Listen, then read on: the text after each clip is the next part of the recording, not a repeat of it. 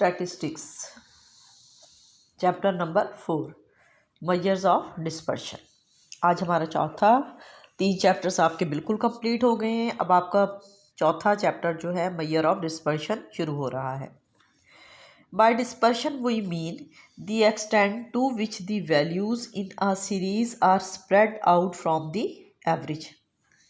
Dispersion से हमारा क्या मतलब है कि एवरेज से जितनी दूर होती हैं वैल्यूज़, जिस हद तक दूर होती हैं वो क्या कहलाती हैं, जितनी स्प्रेड आउट हो जाती हैं उससे वो आपको डिस्पर्शन कहलाता है। The common measure of dispersion are range. सबसे पहली रेंज है, फिर सेमी इंटरक्वार्टाइल रेंज है, फिर क्वार्टाइल डेविएशन है, फिर मीन डेविएशन है और आखिर में आपके पास है स्टैंडर्ड डेविएशन। सबसे पहली है रेंज। रेंज जो है ये सिंपलेस्ट मेजर ऑफ डिस्पर्शन है। It is the simplest measure of dispersion. It is defined as the difference between the largest value and the smallest value in the data. If x0 is the smallest value and xm is the largest value, then the range is denoted by r. r is equal to xm minus x0. Range क्या होती है? एक set of data का सबसे बड़ी और सबसे छोटी वैल्यू का जो डिफरेंस है वो रेंज कहलाता है। फ़र्ज़ करें अगर सबसे बड़ी वैल्यू को आप एक्स एम से डिनोट करते हैं और डाटा की सबसे छोटी वैल्यू को एक्स नॉट से डिनोट करते हैं तो हमारे पास रेंज क्या हो जाएगा? X M minus X naught. Example है आपके पास कौन कौन से हैं सेट ऑफ डाटा में? वैल्यूज़ 13, 23, 11, 17, 25 है, 18 है, 14 एंड 24। यहाँ पे अब देखिए सबसे बड़ी वैल्यू देखें कितनी है। सबसे बड़ी वैल्यू कितनी है? 25। और सबसे छोटी वैल्यू यहाँ देखिए कौन सी है? 11। इन दोनों का डिफरेंस 25 रेंज का होगा। 25 minus 11 is equal to 14। The range for group data, ये तो था अनग्रुप्ड सेट ऑफ डाटा के लिए, ये था अनग्रुप्ड सेट ऑफ डाटा के लिए। फिर range for group set of data, when data have been arranged into a frequency table, the smallest possible value is of the lowest class,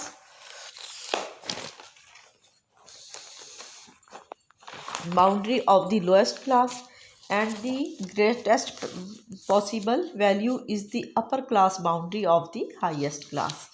क्या है? जब हमारे पास सेट ऑफ डाटा को हम arrange करते हैं एक फ्रीक्वेंसी टेबल में तो स्मॉलेस्ट पॉसिबल वैल्यू हमारे पास क्या होती है? Lower class boundary of the lowest class. Lowest class की लोअर क्लास बाउंड्री सबसे छोटी होती है और अब ग्रेटेस्ट पॉसिबल वैल्यू क्या होती है? अपर क्लास बाउंड्री होती है किसकी? हाईएस्ट क्लास की। The range for group data may be defined as the difference between the upper class boundary of the highest class and the lower class boundary of the lowest class. We may also define the range for group data as the difference between the class mark of the highest class and class mark of the lowest class. और दूसरे आप दो तरह से इसको define कर देंगे। दूसरा क्या है? हम कहते हैं कि रेंज क्या है? ग्रुप सेट ऑफ डाटा में डिफरेंस होगा जो हाईएस्ट क्लास मार्क है, क्लास मार्क जो है हाईएस्ट क्लास का उसमें और class mark of lowest class, इन दोनों का डिफरेंस भी हाइट होगा। इसी तरह से difference upper class boundary of the highest class and lower class boundary of the lowest class का जो डिफरेंस है वो भी हमारे पास रेंज होगा। दो तरह से आप डिफाइन कर सकते हैं। एग्जाम्पल है, find the range for the frequency of weight of 120 student. 120 students हैं, ये उनको वेट दिए गए हैं 110 से लेके 119 तक, 120 से 129, 132, 139, 142, 149 से लेके लास्ट 210 टू 219। टेबल क्या है? नंबर ऑफ स्टूडेंट्स कितने दिए गए हैं? 1, 4, 17, 28, 25, 18, 30 and so on.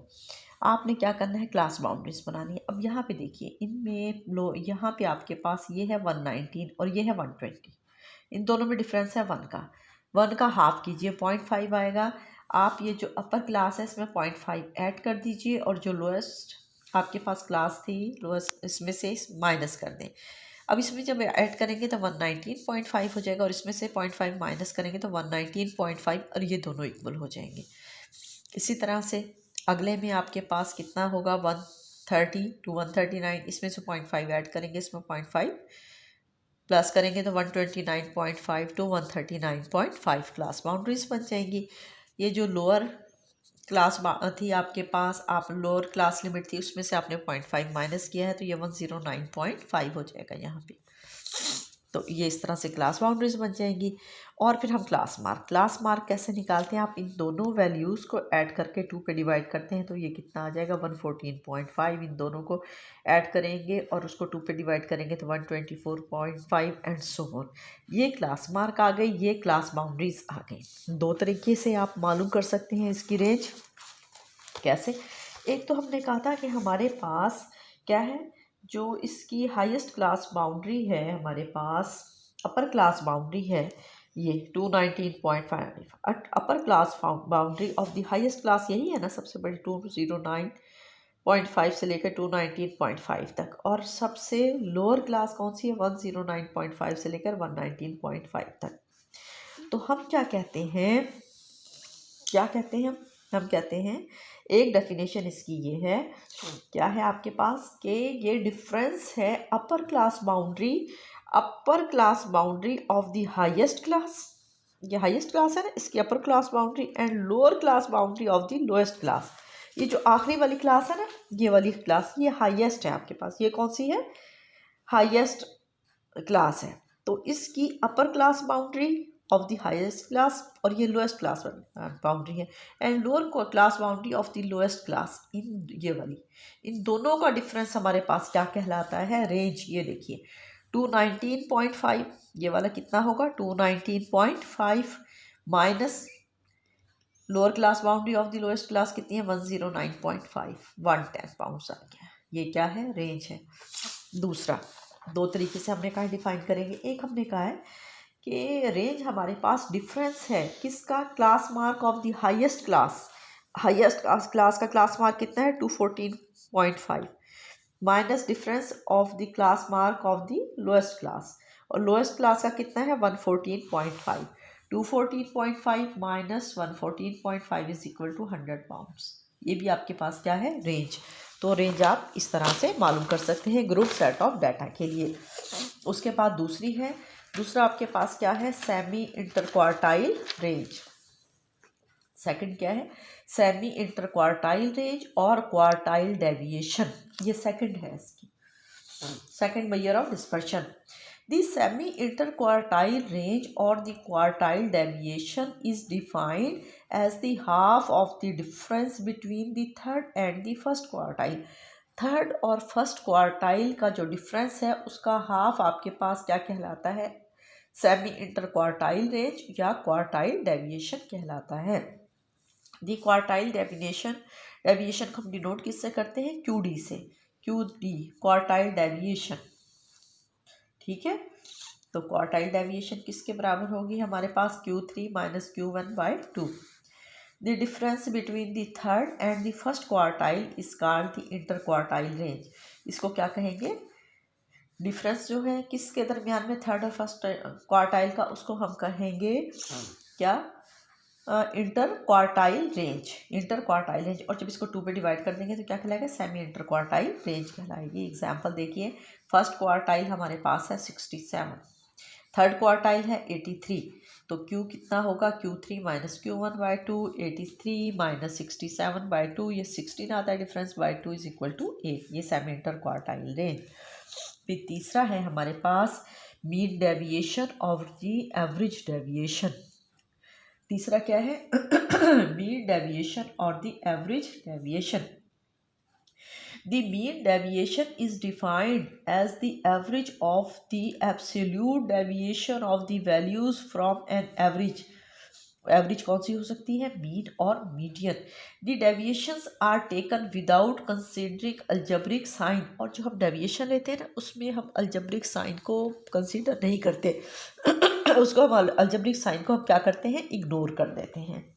The mean deviation of a set of n values x1 x2 up to xn आपके पास किसके बराबर होंगी, क्या करेंगे आपके पास, denoted by mean deviation 1/n summation absolute value of xi minus x bar is equal to summation xi absolute value of xi minus x bar by n, where x bar is the mean of the values, the two vertical bars, ये जो दो vertical bars है ना, ये वाली, ये vertical parts enclosing x1 bar minus x2 bar are absolute values symbols, ये क्या है, एब्सोल्यूट वैल्यू का सिंबल है। They indicate that one should calculate the difference x1 bar minus x2 bar ignoring minus sign in case the difference is negative. इसका क्या मतलब है, इनका लाइन का मतलब है कि अगर डिफरेंस नेगेटिव आ जाता है ना तो आपने उस साइन को इग्नोर कर देना है। यानी अगर -4 हम ले रहे हैं इसकी एब्सोल्यूट वैल्यू तो कितना आएगा 4। इसी तरह अगर +3 की एब्सोल्यूट वैल्यू ले रहे हैं हम तो वो भी 3 आएगी। इसी तरह 6 की वैल्यू भी क्या आएगी 6।